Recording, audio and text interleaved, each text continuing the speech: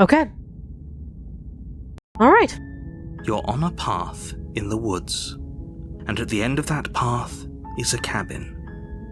And in the basement of that cabin is a princess. You're here to slay her. If you don't, it will be the end of the world. Okay. Let's see.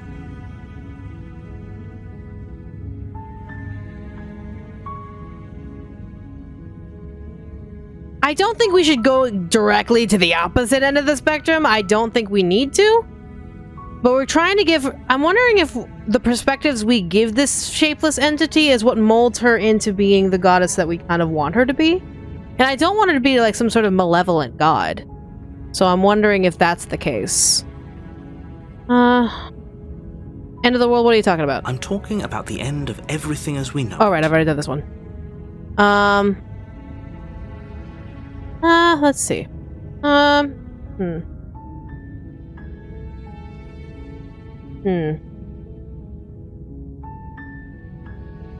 I'm just gonna go. Keep going. You make your way up the short path to the cabin. You'll find the princess within. We're not going to go through with this, right? Ignore him. It's fine. We're Hero, don't even worry about it. I want to talk to her first.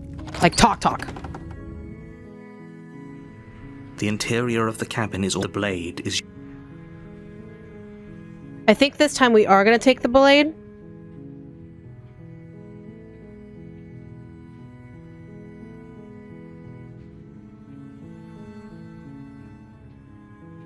Yeah, let's take it.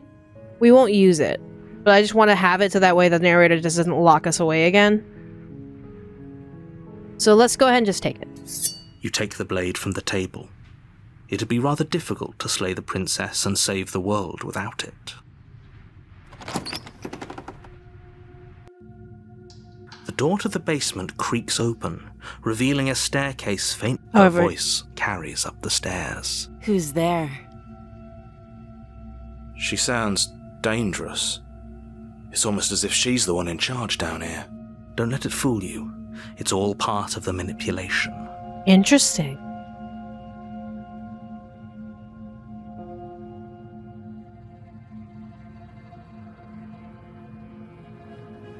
Let's be upfront. I think I'm here to kill you? Oh, are you now? Why don't you come down and let me take a look at you? Okay. Great job. You gave away the element of surprise. Good luck, hero. The goal was to speak to her. If I can be candid with everything, fuck it. Maybe that will give her the perspective of understanding individuality. You walk down the stairs and lock eyes with the princess. There's a heavy chain around her wrist, binding her to the far wall of the basement. She's so coldly beautiful. Is she really a threat to the world? A threat to the narrative that this story is around. Focus on the task at hand. You weren't kidding when you said you were here to kill me. I haven't decided yet. How about you drop the knife and the two of us just talk? Look how reasonable she's being. We should just drop the blade and talk things out. Yeah, fuck it. Don't you dare. Why not? It's fine. We can decide what we want to do after we talk to her. Maybe she really is a monster, but killing someone in cold blood isn't very becoming of us. Drop it. Literally no point. The blade tumbles out of your trembling hands and drops to the floor with an unceremonious clang. Thank you. Welcome. Against your better judgment, you step forward to speak with the princess face to face, unarmed. Okay. We'll be fine. I don't know what you're hoping to accomplish here, but I can assure you there's no reasoning with her. Just make sure you don't forget about the blade on the floor. You're going to need it. Or I could just talk to her and make her have a sense of individuality, which gives the entity another perspective. So here we are. What an awkward start to a relationship. Correct.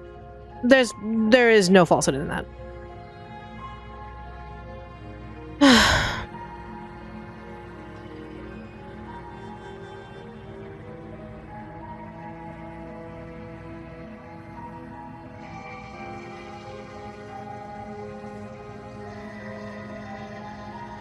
Yeah, there are people out there that are thinking that you're gonna end the world. What do you have to say about that?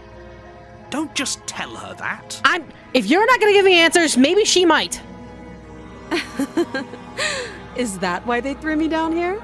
But I don't want to hurt anyone. I like the world, I think. I don't remember much about it, to be honest. I've been down here a long time. How did you survive without food and water? Just how long has she been down here? Thank you for answering the obvious question, hero. If I'm supposed to be capable of ending the world, then how did I wind up here, chained to a wall? Have they told you why I'm allegedly so dangerous? No, actually. I was hoping you'd tell me. Ending the world seems like an awful lot for just one person to do. I wouldn't even know where to start. I believe her. I mean, if she did want to truly end the world, she could just rip off the chain herself. She doesn't have to know how to destroy the world to be capable of doing it. But assuming that one has the power to destroy the world, one would not be able to hold that massive amount of destruction with a simple chain on one's wrist. At the end of the day, whatever the two of us have going on down here is about trust. Whoever sent you to slay me claimed I was a threat to the world, but they didn't tell you why. Correct. That doesn't sound right to me. And I don't think it sounds right to you either. Otherwise, we'd be killing each other instead of talking. Extremely fair. She has a point. There's a reason I've been telling you to question the situation, and there's a reason you've listened. So, I could tell you that I'd lead a quiet life in the woods, or that I'd open an orphanage, or that I'd do any other number of good things that I'm sure you think you want to hear. But you don't really know me, do you? What can my word possibly be worth in a situation like this? Yeah. She's right about one thing. Her word isn't worth anything. Like I said, it's all about trust. Blind trust. So do you trust me, the prisoner, the victim, the princess clearly incapable of ending the world? Or do you trust whoever put me here? She's wrong. This isn't about trust. This is about risk. We stand to lose everything, all for the sake of one person, and a subjugating monarch no less.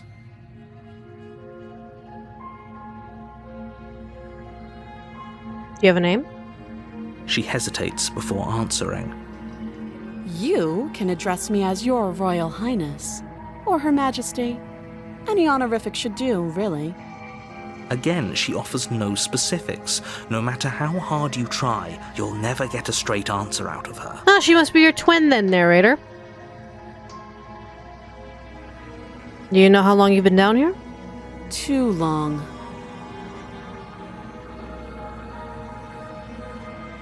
How would I even get you out of here? You can't. Don't bother. I'm guessing you don't have the key then. I'm sure there's a key somewhere around here, and if there isn't, well, we can always put that knife to good use. Her sharp eyes settle on the edge of the blade. She isn't suggesting what I think she's suggesting, right? She is. I'm sure of it. We're good. Oh, have you decided what to do with me? You know why you're here.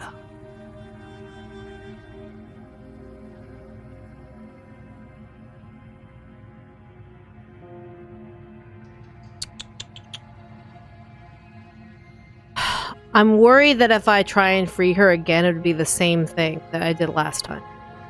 And that would be the same perspective. Though, because she has a new personality, she could absolutely betray me when I'm trying to free her.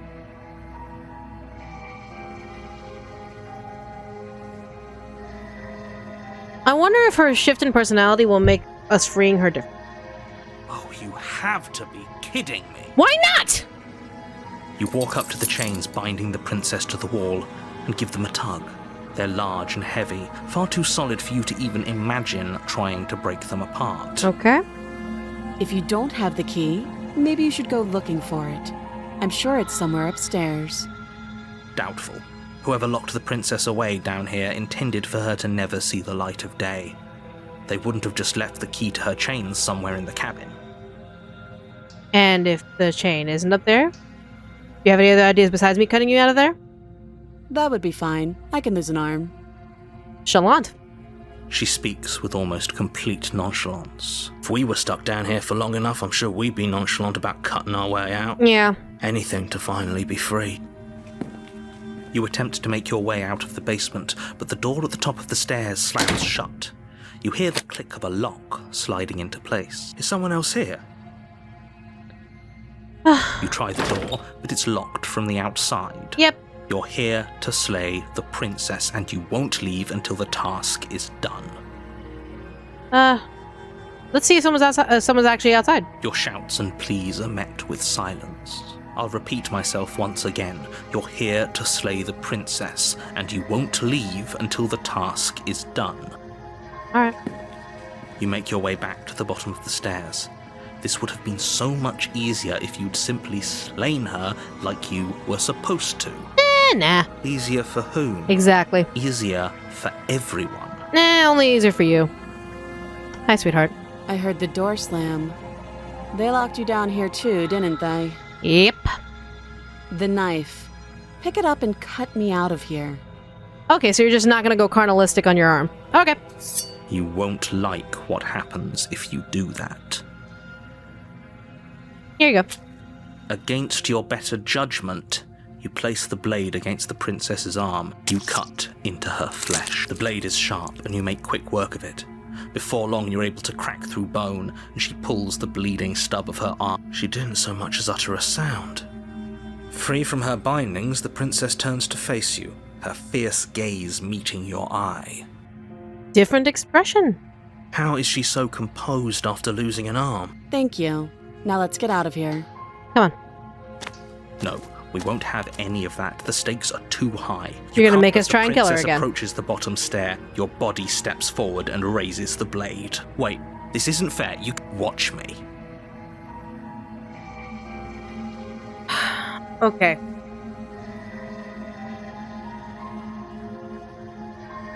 I'm gonna try again. If we end up with a damsel, we'll start again. Stop that. Nope. I thought this was a little too easy. Your body lunges forward to sink the blade into her back, but the princess swiftly moves out of the way before you can connect. Stop it! Stop resisting me! I am trying to get you out of here alive. Nope. The blade. Move the blade. You're doing your best to help me, aren't you? I can see the conflict in your eyes. I'll make this quick.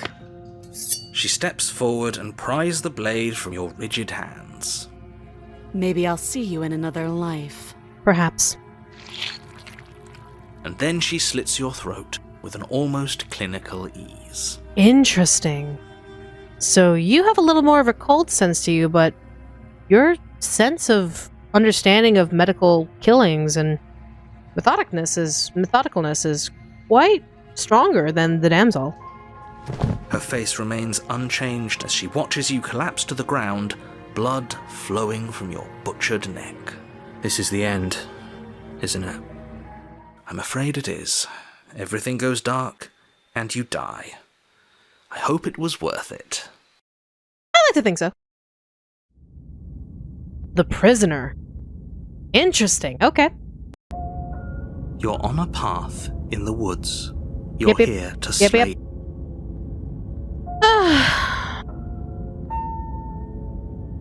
Yeah, okay, no. Oh, don't you start grandstanding about morals. The fate of the world is at risk right now, and the life of a mere princess shouldn't stop you from saving us all. Don't forget what he did to us the last time around. I wouldn't trust a word out of his mouth. I agree. There's got to be a way out of here, for us and for the princess. We just have to keep trying. I agree 100%. I'm inclined to agree. If he doesn't remember what happened last time, maybe it's best to keep it that way. Okay. You know I can hear you two, right?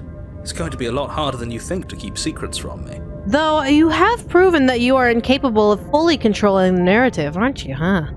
And as far as trying to help her goes, need I remind you how catastrophically dangerous she is to the world at large? I told you about the stakes of this situation less than a minute ago. And yet you have not told us the context, rhyme, or reason why. I've already asked about why you think I should listen to you. A warning before you go any further. She will lie. She will cheat. Yep. Yes, don't believe a word she says. Just go in, take the knife, and do what you're supposed to. Wink. You don't have to say the word wink aloud. Did you just say wink out loud? Get out of my head, narrator! No, I didn't. Wink. I hate you. Just ignore this clown and focus on the princess.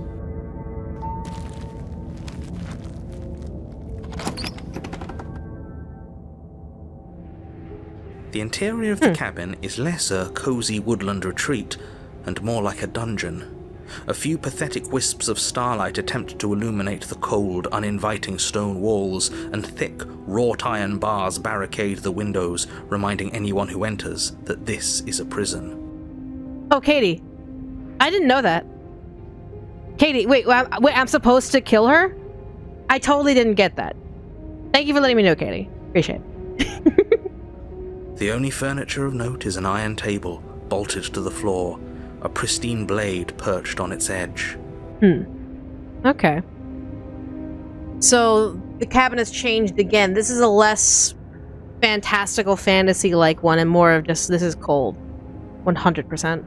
The blade is your implement. But I see the mirror again. You walk up to the wall next to the basement door. It's a wall. What are you talking about? This isn't a wall. You reach forward and rub your hand against the cabin wall.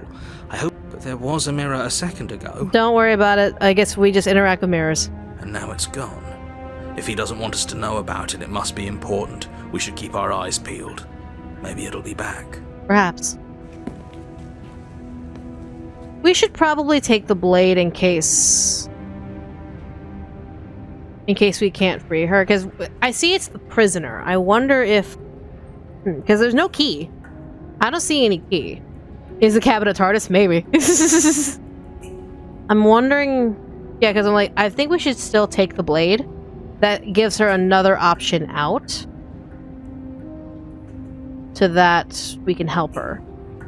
But it would also just be there, instead of the narrator being able to use it against us. You take the blade from the table. Good idea. Much better to be armed than to go in with blind hope alone.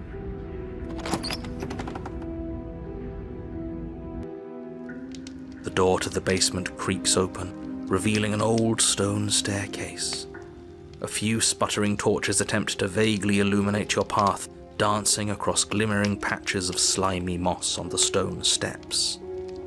If the princess lives here, slaying her would probably be doing her a favor. It's not that terrible. Her voice, harsh but controlled, carries up the stairs. Is that a visitor I hear? Please, come downstairs. It's been a while since I've had company. Does she remember us? Perhaps.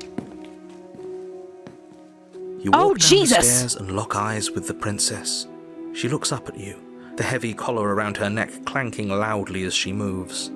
The chains binding both her wrists to the far wall, joining the metallic chorus as she adjusts her hands in her lap.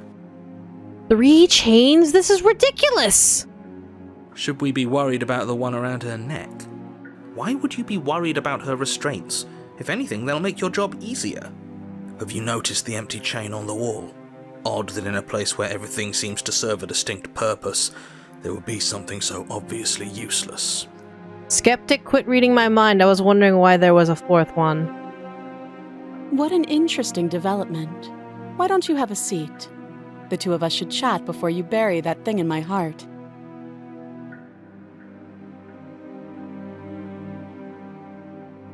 Sure. Let's sit. You step towards the princess, but she stops you before you get too close, holding up one shackled hand. There's fine. I'd prefer we keep some distance until we've sorted this out. Okay. That's reasonable. We do have a weapon. Might as well put her at ease. Extremely fair. I will sit right here. You do as she asks and sit on the floor, still a good distance away from her. Thank you. Now, what are your intentions for me?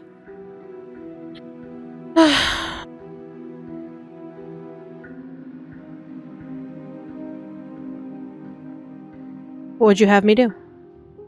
let me borrow that knife. Don't worry, you'll get it back. That's ominous. But she seems confident. Whatever it is she has planned, I think she knows what she's doing. Oh please, she's just putting on an act to disarm you. That much should be obvious. In case you need to hear a voice of reason, it would obviously be unwise to give away your only weapon. Though if she isn't bluffing, whatever she has planned might be for her benefit alone. There's no guarantee that what's good for her is good for us. Well, she is in a position of being the prisoner here. So, what should we do? I don't know. I'm just spelling out our options, listing the pros and cons. Then let me help you. I'll start with the cons. If you're handing her your weapon, the cons are that she might use it to escape and end the entire world. And she might use it to kill you. Okay, she's done it before. That doesn't sound great. What about the pros? There are none. That she has full autonomy of whatever she does with the knife. The pros are that we can't trust him, possibly even more than we can't trust her. And whatever she has planned could do something to mess with what he has planned. Or maybe they're both screwing us over in their own ways. Probably. You asked about my intentions earlier. What do you mean by that? Yes, your intentions. You have a knife. What are you going to do with it? Why are you here? There isn't a keyhole in these shackles, so I'm afraid my only way out is surgical removal. Is she forgetting about the shackle on her neck? Or does she think she'd survive a beheading? You're going to use the knife to behead yourself. If you can't be free, you're going to be free in the other, literal way. You're right. Maybe she's delusional. All the more reason not to trust her. Well, I mean, narrator, let's think about it this way. If she cuts her own head off, technically she will have been slain. Unless she really could survive. If she does, then that'd be quite a magical feat. Though I suppose you could just be here to kill me. But I don't think that's in either of our best interests. I've been here before. Oh? Are we acknowledging that? I thought we weren't going to give away the game. But yeah, I remember. First you make a comment about having been here before, and now this. As much as I would like to remain in denial, it's no use. This has complicated things. It's complicated things how, exactly? Ideally, this was supposed to be one and done. You go to the cabin, you heroically slay the princess, and in the process you save the entire world from being damned to oblivion. Okay. The situation right now, where you're getting a second shot at things, is a contingency. A contingency for what? For you failing, obviously. And you being here means that things are going to be a lot harder than they were. I really shouldn't say anything else, I'm just going to make it worse. Just good luck. We'll be fine. Thanks for the concern. If you knew this could happen, why didn't you tell us? All of this is incredibly valuable information. It would have changed our actions considerably. Thank you for speaking my mind, Skeptic. I needed you to be in the dark for as long as I could keep you there. It's important. Necessary, even. Bullshit. And maybe I wanted to be the first version of me that you met. I didn't want to be confronted by the alternative. What, that you are not the first pain in the ass I had to deal with? That's pathetic. I never said I wasn't. Well, at least you recognize it. I get it. It would be pretty upsetting, wouldn't it? To know that you might not be the first version of yourself. At least we can remember what happened before. Seems like we should count ourselves lucky for that. None of us are truly an original. We all are just built up from the people around us, so technically we could not just be an original thought, we could just be just the conglomeration of what people expect us to be. And that could easily be not an original person at all. We could be reflective of what our parents thought they could have been, or what their grandparents they could have had. And we are not necessarily fully original. Exactly, he gets it. You're lucky, so don't waste that luck by messing it up again. Alright? Moving on. Why is it important for us to be ignorant? How is it ever helpful to be in the dark? The more I say, the more your mind will swim into dangerous waters. Even saying that is too much. Your success hinges on you having imperfect information. For the sake of the entire world, you need to accept that. I won't. Thank you, Skeptic. See, Skeptic and I are like best bros now. It's like, nah, don't fucking start. Fine, but you won't get another word from me on the matter. Of course not. Yeah, sure. We'll see about that. Just give it a rest, this isn't helping. Focus. This is a serious situation. You shouldn't be daydreaming. Well, thank you for being patient. What happened after I died last time? Nothing happened. You died. I went upstairs.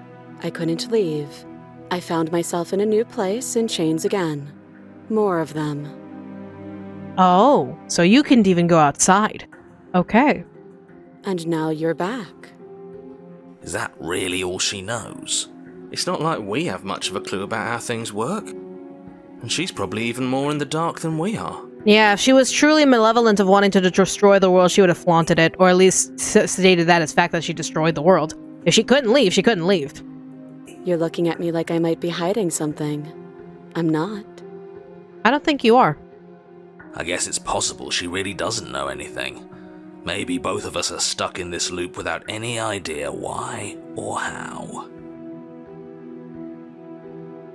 You know about that other chain on the wall? I don't know, but you could always try it on. Maybe it'll fit.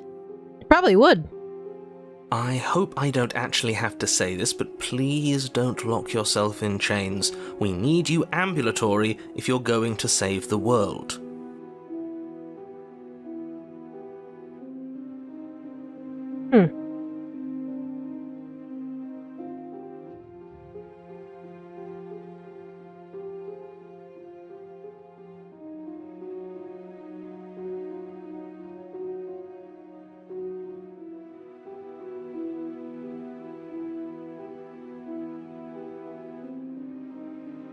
I wouldn't do that if I were you. I just want to look.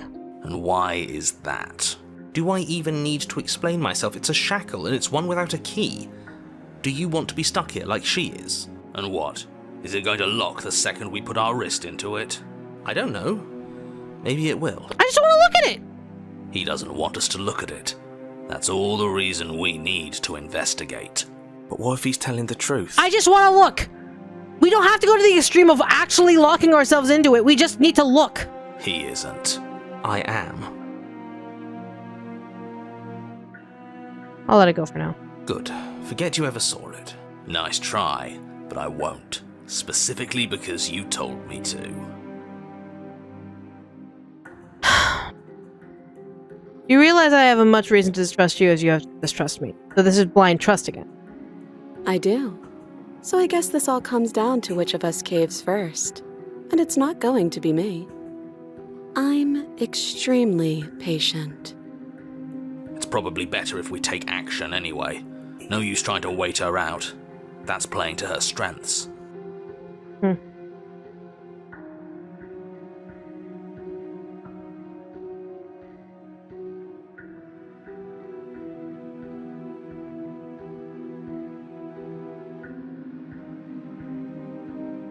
You know what? I'm curious as to what you'll do. Perhaps this is a better perspective where it's a little more cold condescending, but it's a little more patient. And a little more of what she wants rather than just being a damsel. Okay. Slide it over. You got it. No, absolutely not. I am not letting you hand your only weapon over to the world-ending princess. Until you come up with any other idea, like, say, I don't know, doing your job and slaying her, you remain rigidly in place. You tried this last time. Do you want to know how it went for you? Oh, I remember. She killed us, which, by your estimation, ended the world, right? Oh, Rory tried to take over, buddy. You don't control much of the narration the second time around, narrator. Exactly. If I were you, I wouldn't be too keen on repeating your mistake. Hell, we could even force your hand and do it ourselves. I'm not afraid of dying again. Are you? A little. At least you're being honest. I think you got your point across. Fine. You slide the blade across the floor. The princess maintains unsettling eye contact as she reaches down to pick it up. Okay. Thanks. She pulls up her hair, smiling slightly, as she raises the blade to her throat. If you don't survive, see you in the next run. If not, it's going to be interesting to have a Princess Mimir on my hip. What is she doing? She doesn't say another word as she cuts into her own neck. No!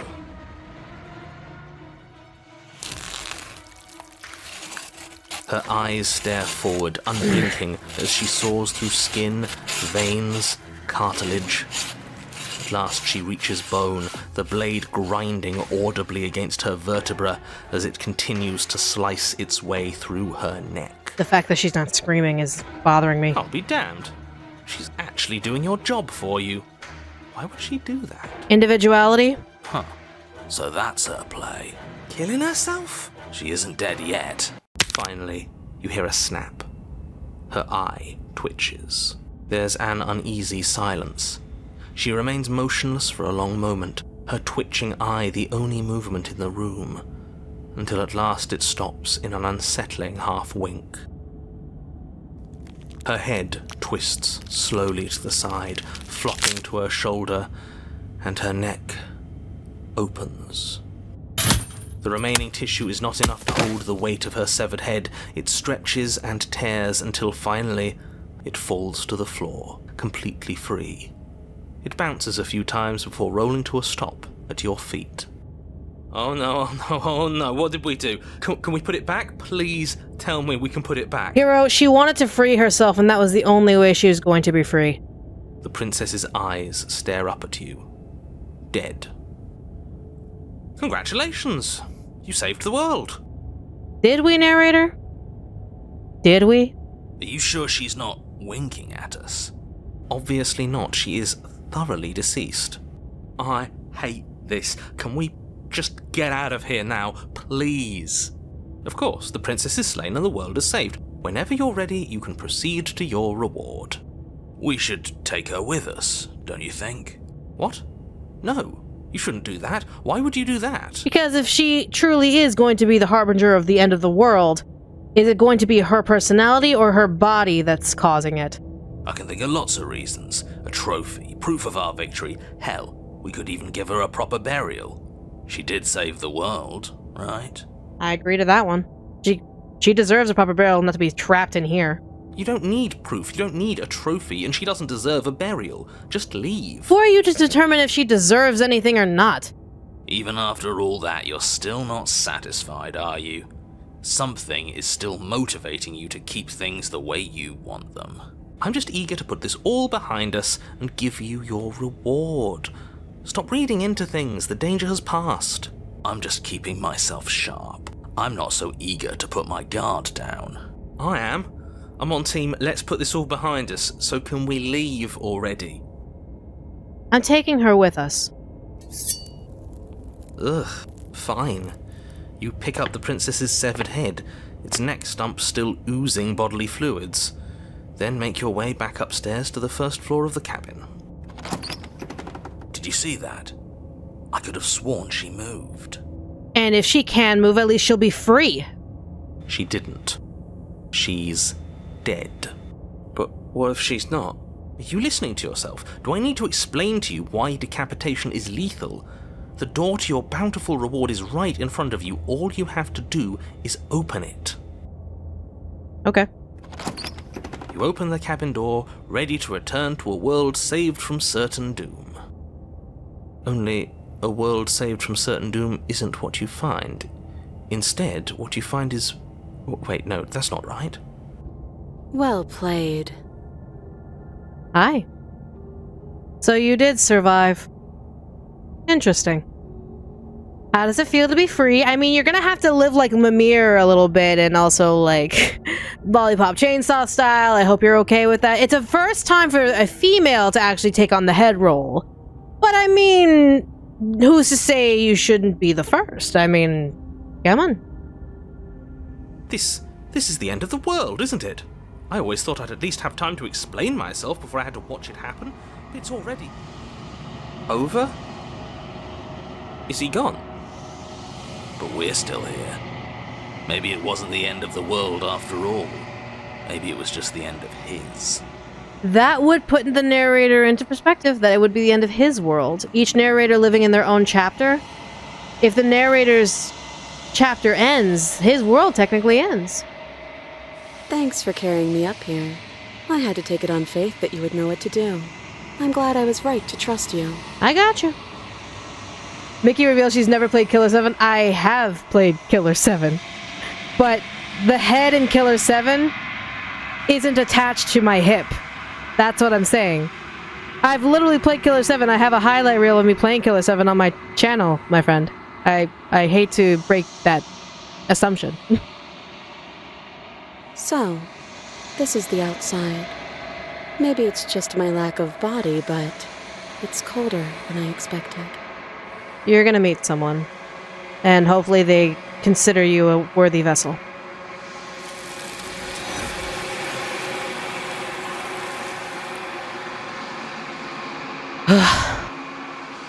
But you do not get the chance to respond, nor will you ever.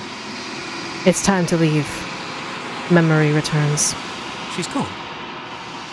Where does she go? And there's that mirror again. Why is it here? Why now?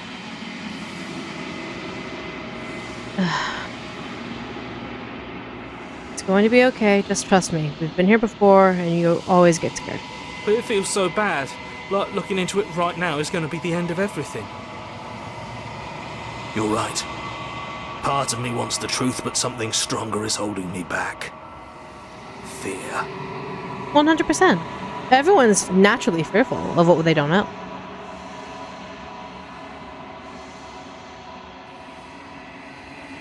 I'll see you on the other side. It's going to be okay. Okay. If you say so. We'll trust you. You'll be fine. Feels too good to be true. I know. 100%. You approach the mirror. Silence as you reach forward. They're gone once again. The mirror always makes them leave, but you need to see what's in it. You've grown. You find yourself in the long quiet once again.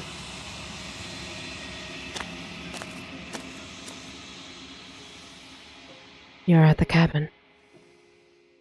I see you found the full vessel. Flickering lights and empty cityscapes become pockets of vitality and movement. I am more than I was before. Whenever you are ready, I will wipe your slate clean once again. Are you the same as you were before? How much of you has changed? Is a child the same as an infant? I am an unbroken pattern, but every vessel gives fresh perspectives and carves new avenues of expression. I am different, but I am the same.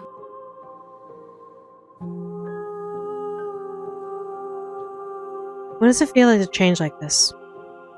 Eyes close in reflection.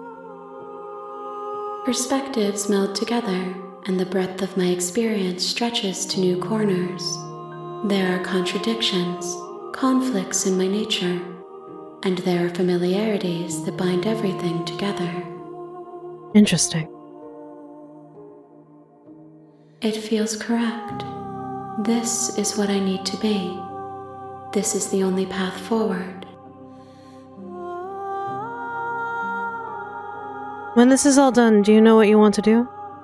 With every gift you bring me, I excavate the alleys of what I am meant to be, and every exploration yields new and complicated truths. What I will be is different than what I am, and what I am is different from what I was. That's the cycle of growth. That makes sense. I cannot tell you what desires I will hold when I have changed.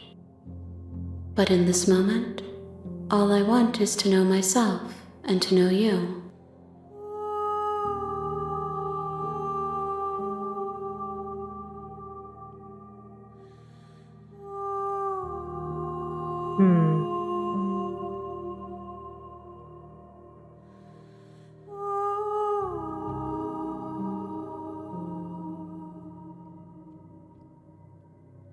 You've been kinder to me than anyone else I have met. Thank you. Tell me why. Do you have any thoughts on this vessel? This one is cold and cynical. She has protected herself when others could not. She will make for a clever heart. Do not mourn her. She doesn't need to be protected any longer. Okay.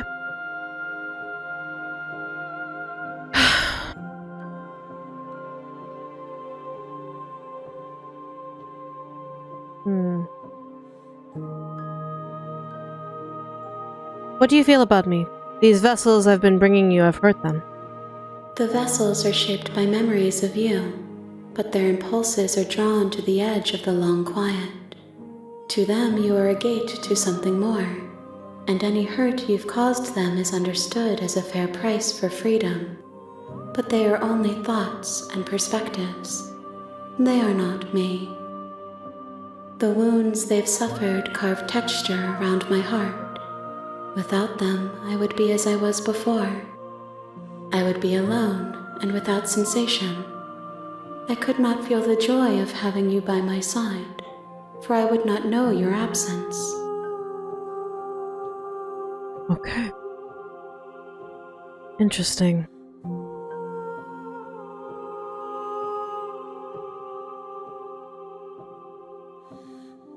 You've been kinder to me than anyone else I've met. Thank you. Why wouldn't I be kind to you? You are the only thing I know that isn't me. I don't know. There could be many reasons why. Mistrust, blind trust, a large mention of just having to rely on someone else to live.